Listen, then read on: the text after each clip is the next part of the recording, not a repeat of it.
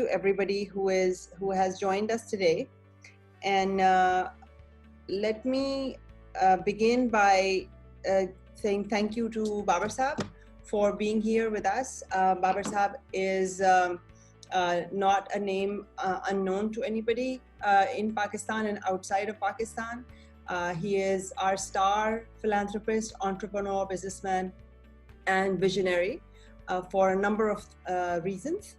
So Babar Saab, getting down to it immediately, we have, as I said, a number of business leaders who are in this session today and who want to get your guidance on dealing with crisis and navigating your business through a time of crisis. So if you could first reflect on, perhaps there hasn't been a global pandemic, but perhaps a similar kind of a situation that came up in your professional life where everything was up for grabs. Maybe it was something at the national level, a crisis that came forth and there was a lot of uncertainty. So what kept you steady and what advice would you give to these business owners in this time of the pandemic? Well, I mean, as you said already that, the current situation is totally unique, but we've had a number of shocks to our system ever since Pakistan came into being. I remember the first martial law of General Ayub in 1958, where people really didn't realize, we didn't know whether they were coming or going, because the government had, declared total, abolition of the constitution. They said there's martial law, but nobody knew what martial law meant. It meant that each military commander of the sector was a law unto himself. He was sort of the lord and master. So you had to carry out your whatever you were doing to meet his whims. But sooner or later, the government realized that the economic activity of the country was very important for the well-being of the country. I mean, nothing could move unless the economic wheels were turning. So then they realized, and they called the businessmen and they said, tell us what support you need to get your business going. And that sort of more or less normalized the situation, because people at that time, people in the army, they were totally unaware of what it takes to run a government and certainly an economy. So then, of course, we've had the second shock was when Mr. Bhutto came in, and he all of a sudden, wanted to nationalize most of the larger industries and then smaller industries, and he was not sure what he wanted to do except to frighten the people and terrorize them. And there again, they realized that things could not move unless the economic wheels of the country were turning. And currently, this situation is not unique to Pakistan. It's around the world today, where people are locked up in their homes, not because of any military order, but because for the safety of the individual. Whether you are living in California or whether you are living in Australia or in Pakistan or in a village, I think the village people are much more secure and much more safe than we who live in larger cities, because village, the interaction of any infection coming from outside is limited, because nobody is visiting villages these days, and the village communities is fairly, they live in harmony, and this infection only travels when you have an infected person interacting with you. So, so the current situation is, one is not to lose your nerve, because by panicking nothing will happen. You'll only hurt yourself. Thank you, Babar Saab. You actually predicted my next question, which was exactly about laying people off in this time. I know that many of my fellow EO Lahore Chapter members are struggling with this. So I want to ask you, you mentioned that you have managed to not lay people off and still continue. So what factors went into making that decision to continue business and continue? One is that, as mentioned, that we were not allowed. We were allowed to run our factories, so there was no reason that we could want to lay off people. And but another thing that we have noticed in many of our clients, they have realized that the fat in their organizations has started melting away, in the sense that they are not going to office, but they're still able to work from home, and they feel that they can work with fewer people. So this is going to be not only countrywide but a worldwide challenge, where people realize that you don't need, if you were working with 100 people and you today realize that the same work can be done by 80, so those 20 will have to be let off. So people, because they have to survive, and in many countries and companies that I know, not in Pakistan but certainly elsewhere, they have negotiated with their employers for downsizing their salary, because people don't have to dress up to come to office, they don't have to spend time on transport, they don't have to waste time on transport. So they said, all right, we want you to share this saving with the company, because the companies are going to, their top line and bottom line, top line means their sales and bottom line means what is left in the kitty when all expenses are paid out, is getting smaller than before. So if you really want, nobody's insists that the company goes bankrupt and they keep on paying you. The family's income goes down, then people have to tighten their belts. They said, all right, instead of having 3 dishes for dinner, we will have 2 dishes for dinner. And many people are talking to their employees that way, that, we were paying you 100, I'm going to cut down my salary by 20%. Can you live without 20% less? So 20% is better than 0% going home. So there is that reckoning, and it has to be a very collaborative and a very sympathetic and a very, I would say, cooperative attitude, that when there isn't enough to go around, then everybody has to go on a diet. But right now, all the members in this, all the attendees are facing governments that are thinking of lockdown, no lockdown, second wave, third wave. So how can businesses continue to thrive when there is no clarity from the government, yet there are very clear restrictions and regulations on businesses on what they can and cannot do? Yeah. No, that's a big challenge, because fortunately none of our businesses are directly connected with business. We neither sell anything to government nor we buy anything from government, but government is there. We have to pay our taxes, and we find that the government today is so much tied up in its own issues and problems of its own making, that decision making today in government is almost absent. If you want any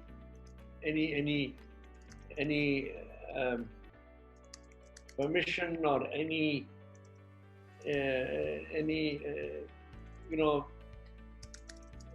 approval from government, that nobody wants to stick his neck out, and they don't realize that the worst thing that you can do in any operation, whether it's government or private, is not to take a decision. It's better to take a wrong decision than no decision at all.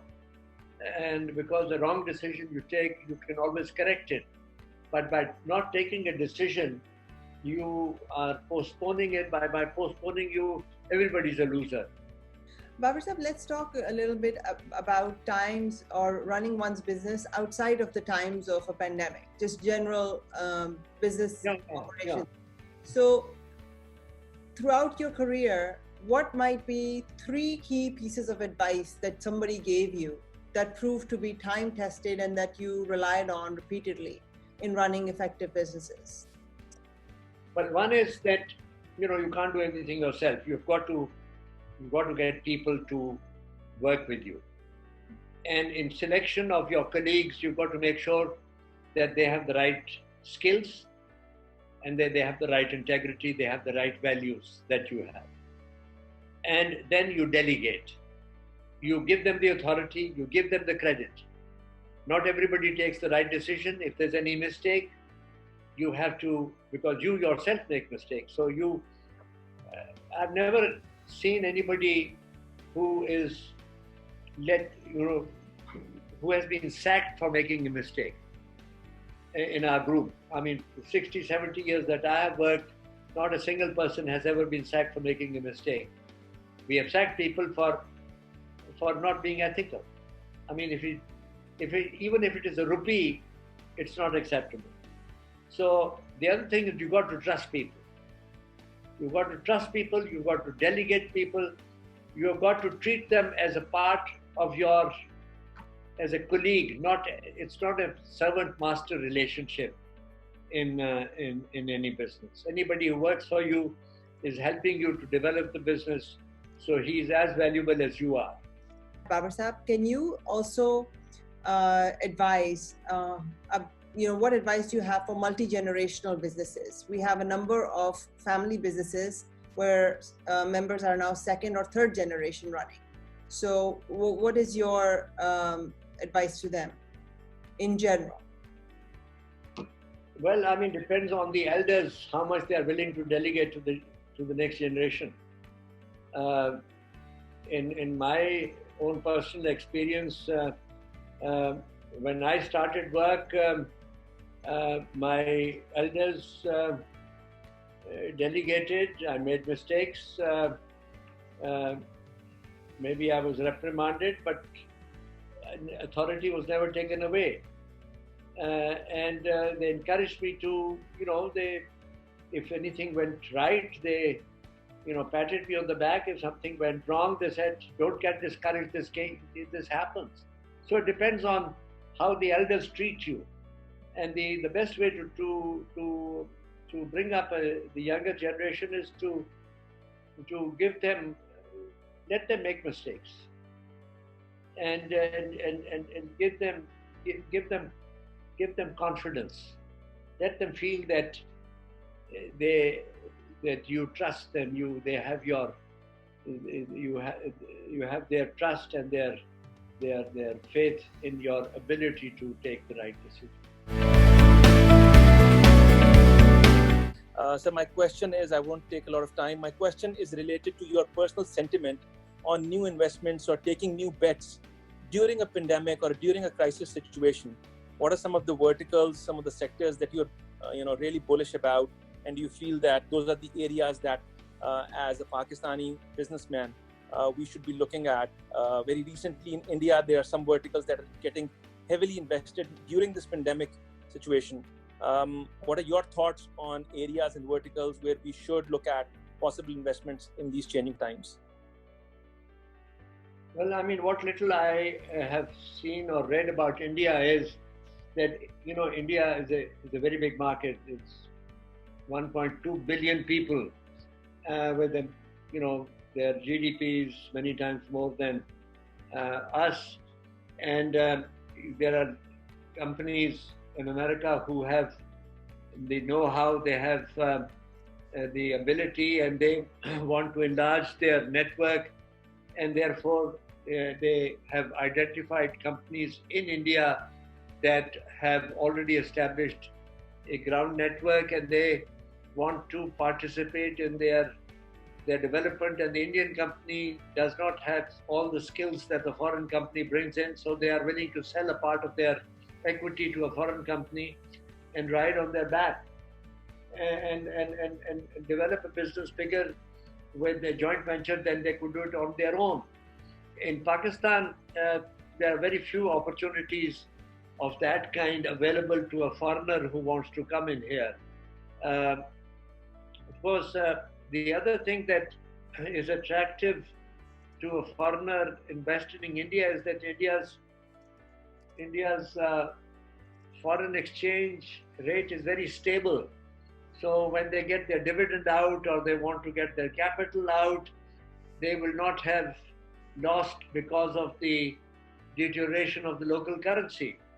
I mean, you have seen in Pakistan in the last 2 years, your currency has almost deteriorated by 100%.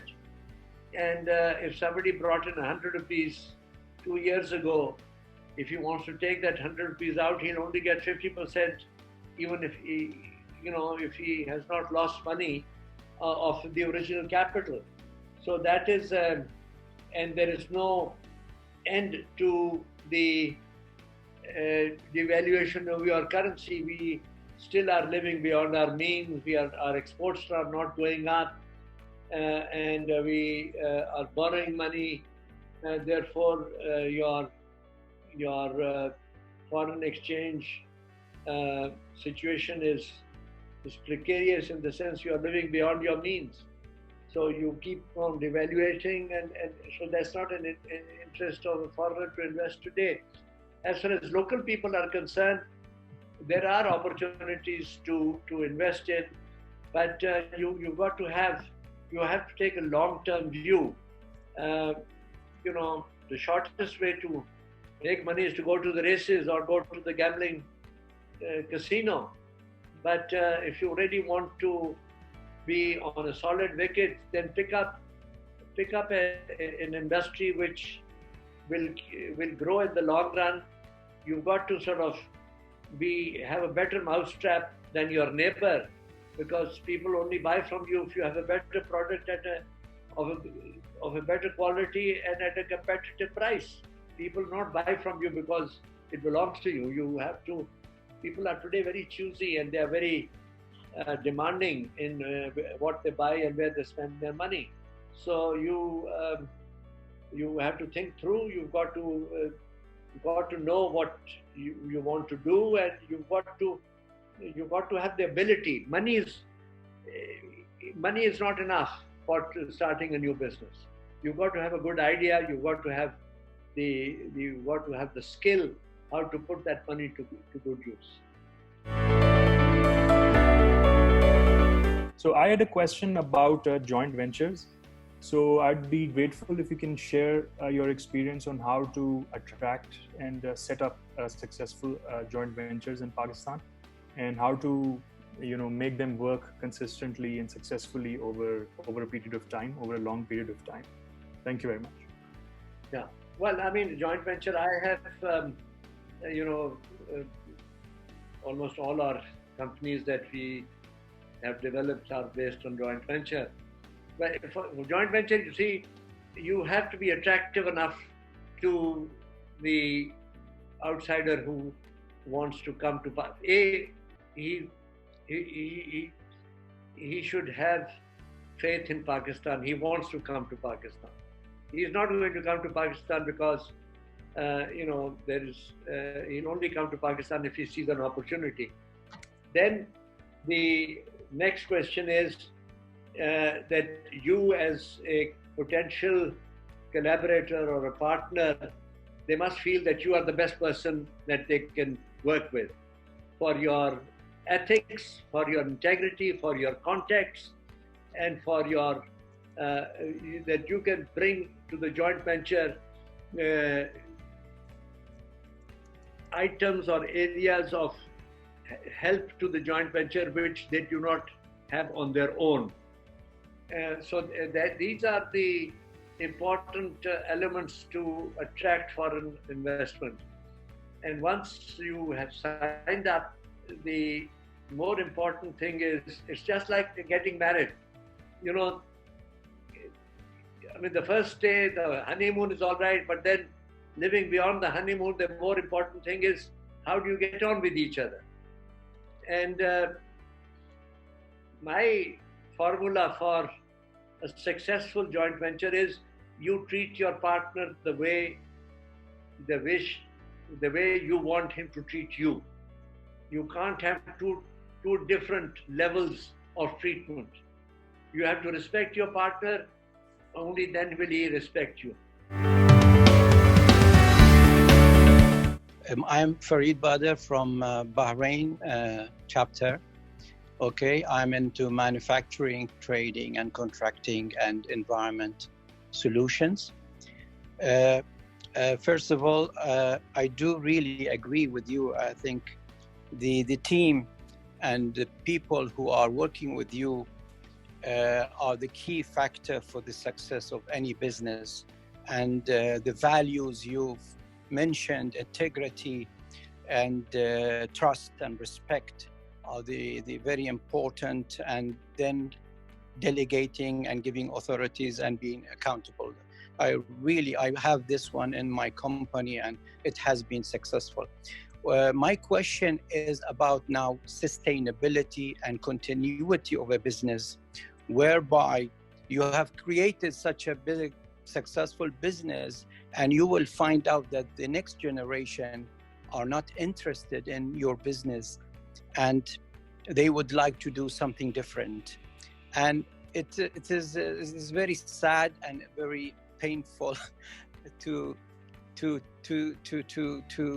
hear that. And what would you advise, or what business model, or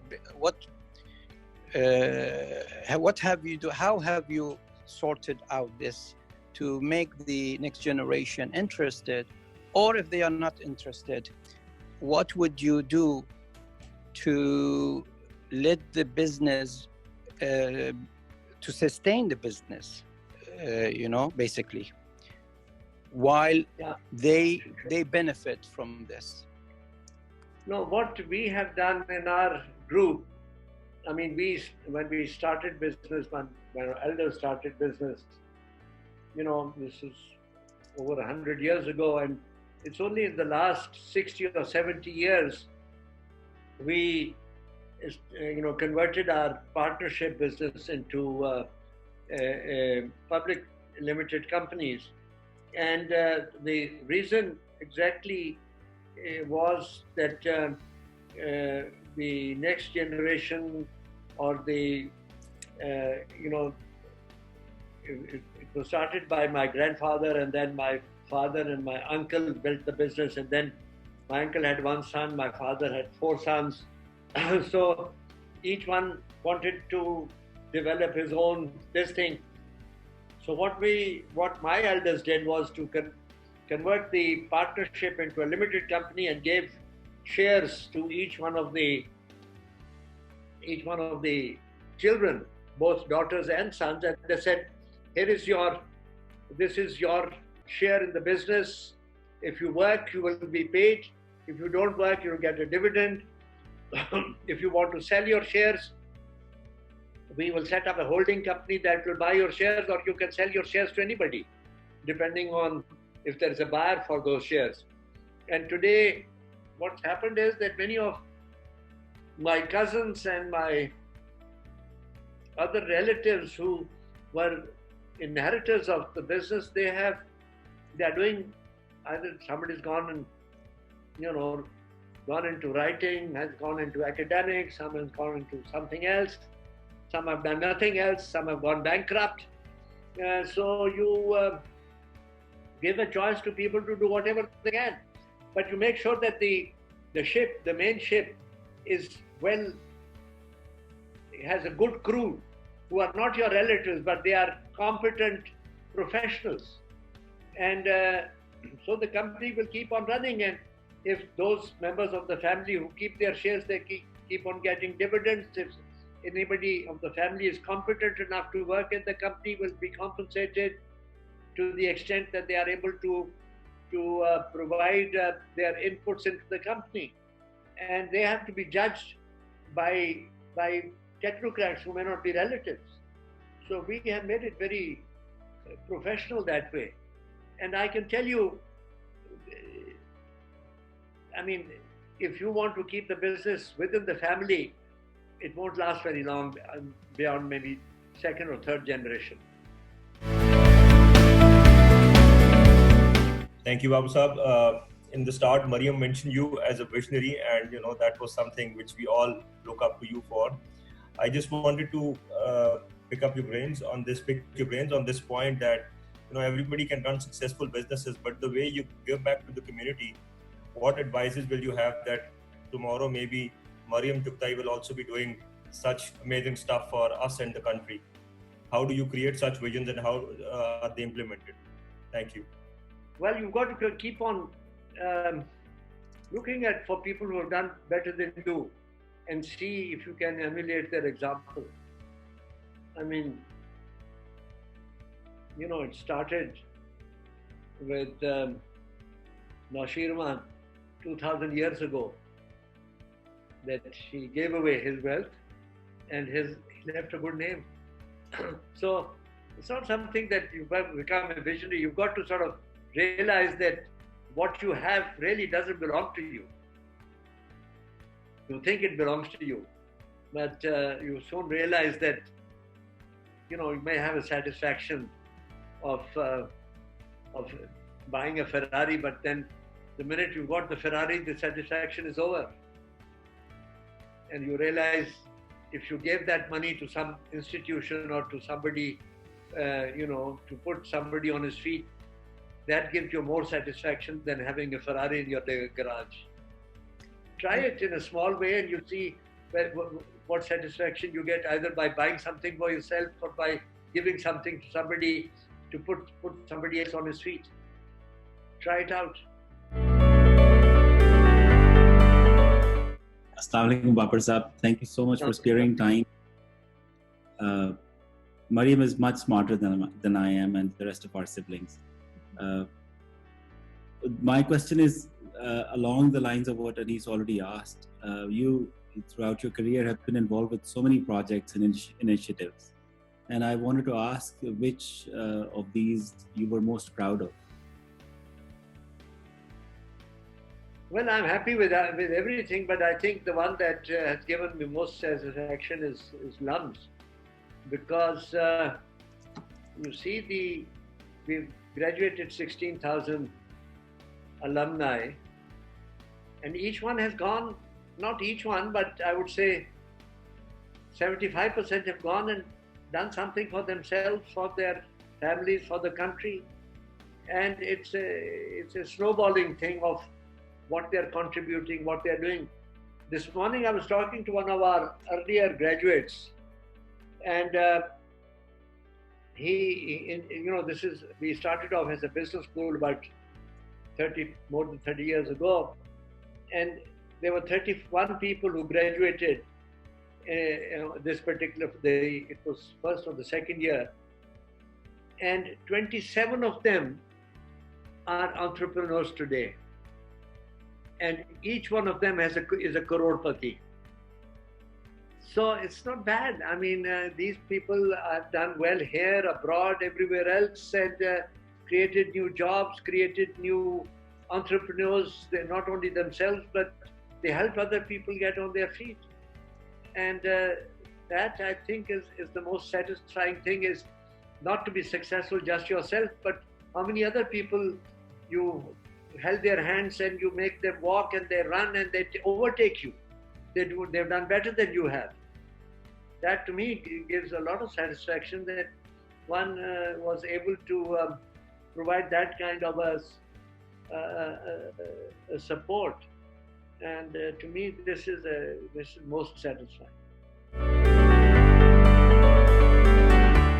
Assalamu alaikum, Babu Saab. Lovely to see you here, and aapki to tareefein mashallah se sunte rehte hain. And I have a question. You already answered it a minute ago, but I just wanted to know.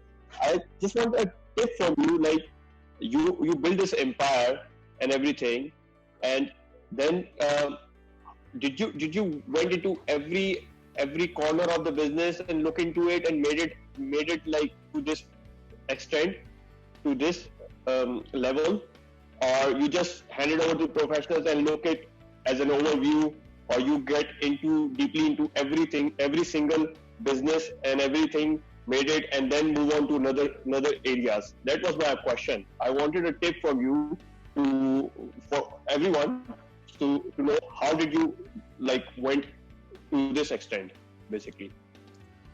Well, I mean, whenever we have thought of a new project, we certainly thought of the project itself, and then the most important thing was who would run it.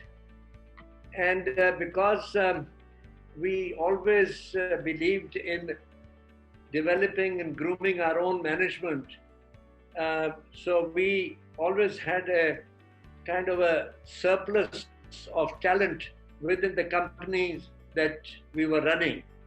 And we then said that, okay, pick up Mr. X. He has proven his ability to take decisions, his ability to manage people. He's popular with his colleagues. He's able. He's trustworthy. So we then give him an opportunity to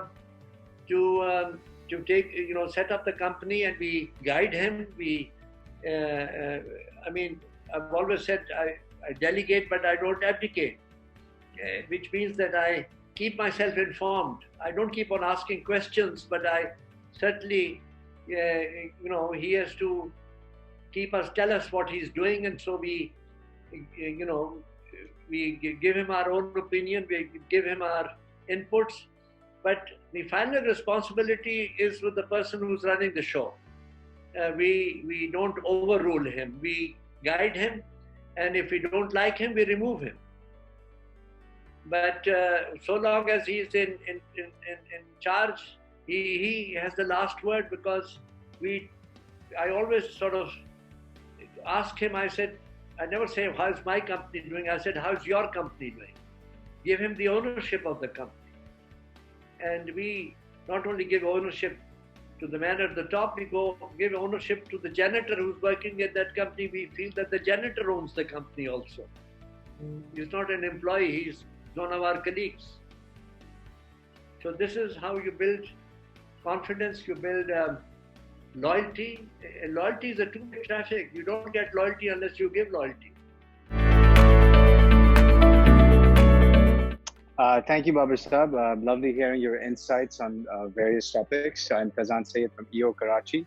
I just had a question around sort of challenges that entrepreneurs and business owners face, whether it's due to circumstances like COVID or whether it's related to the business. Can you share an experience that you had when you felt like you almost lost everything, or a challenge that you faced with the business, and how did you motivate yourself and your teams to power through that?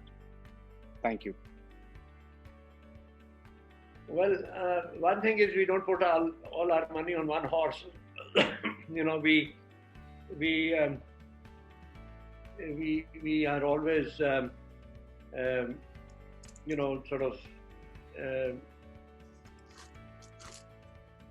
we are distributing our bets. So if one company goes down, he doesn't take the whole group down. That's something that we've always maintained, because we wish each one of our units to stand on its own feet.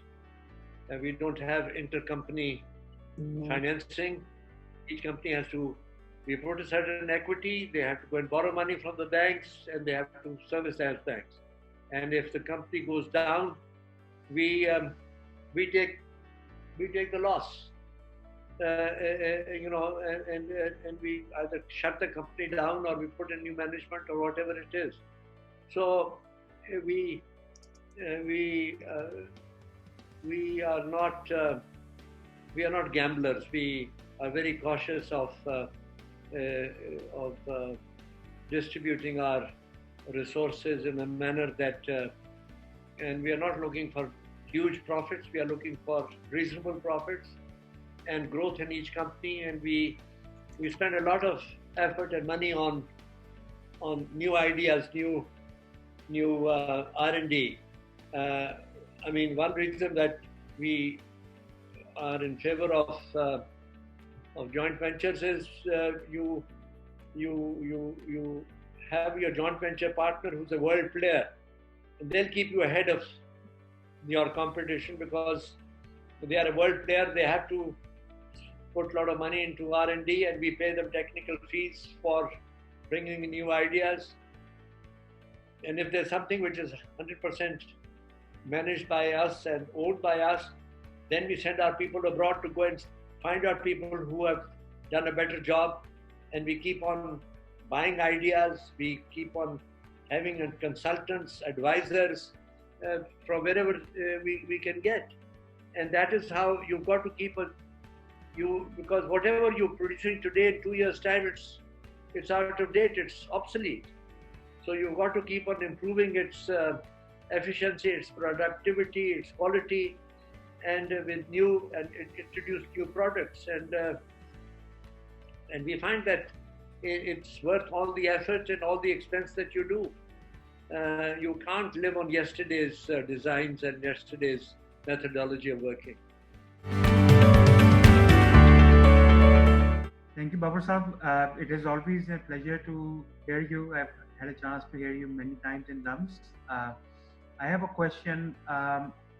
In times of crisis, it is pretty natural to feel discouraged and become somewhat pessimistic. How should an entrepreneur, in your opinion, keep oneself sane, make decisions and function normally? Well, I mean, I spend not more than 10 minutes in reading the morning newspaper, just the headlines.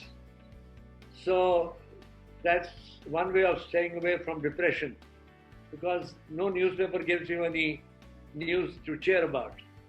And as far as your own business is concerned, you keep on looking at it, how you can make your product better, how you can satisfy your customer in a way that he will keep on buying from you, and how you can improving its cost and its quality. So don't cut corners, because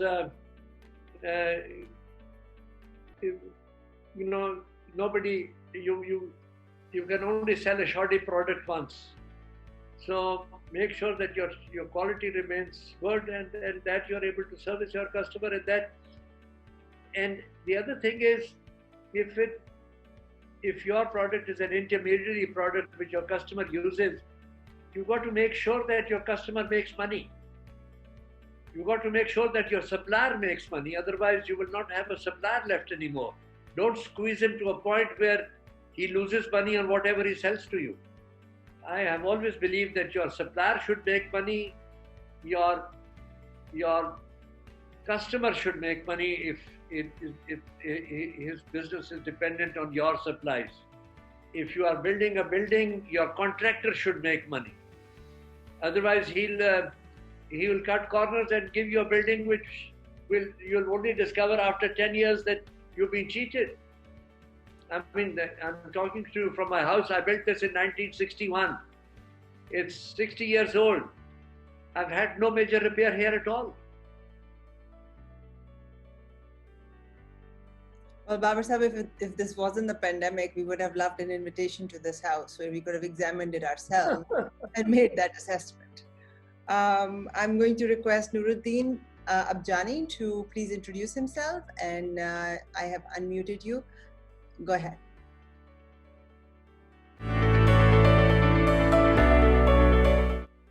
Thanks, Mariam. Assalamualaikum, everybody. Babar Saab, it is sheer pleasure to hear you speak.